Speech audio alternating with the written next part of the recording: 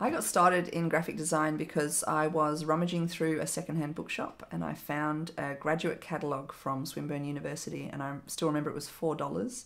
And it had $4 penciled in the corner, and I bought this catalogue and I took it home and I looked at all the jam packaging labels and I looked at all the illustrations of beautiful ladies by the pool with the palm trees, and I instantly knew that this is what I wanted to do. I had no idea about graphic design. I didn't know what a client was. I didn't know that there was a client involved in this process. It just looked like a wonderful place to go and make pretty pictures and get paid for it.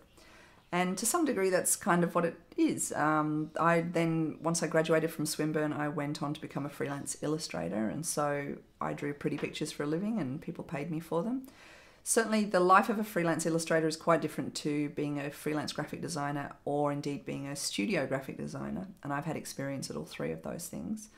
I am the kind of person who does like to set my own hours. I like to be able to work when I want to, and sometimes that might be 11, 12 at night, and so freelancing definitely suited me better. But I learned a lot from working in a design studio. I had 8 years experience managing a branding studio, and it's a very different experience because you're actually a business partner with a client, and so the creative side of graphic design is probably about 10% of your day job, and the rest of the time is actually advising them as a business mentor, helping them to make decisions about the direction of their business, understanding their marketing, understanding their target audience, understanding the client mix, social media, social networking. All of those kinds of things come into the role of a graphic designer, and I didn't really understand that when I was at university. And certainly I was at university a long time ago, so there was no internet, there was no social media, there was no any of these things. So the thing I do enjoy about being a graphic designer is